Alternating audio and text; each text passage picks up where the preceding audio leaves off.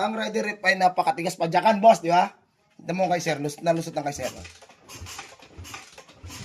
Mga boss, magandang umaga sa inyo.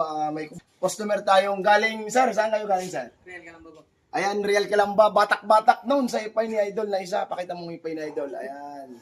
Shout out. Anong oras, boss? Umalay. 5 na ata yun. Alas 5, anong oras na? 9. 9 na mga boss. At siyempre, dandahan lang at tulak na ni sir dito sa amin. Ang naging problema nito ay nag-loscom. Sir, bakit nag-loscom, sir?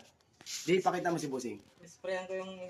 Yung nakikita mo sa TikTok na inisprehan. Ang ginawa ni sir, tinanggal si throttle body, nilinis, tapos inisprehan niya yung butas ng intake. Ang nangyayari mga boss, ganito na ngayon.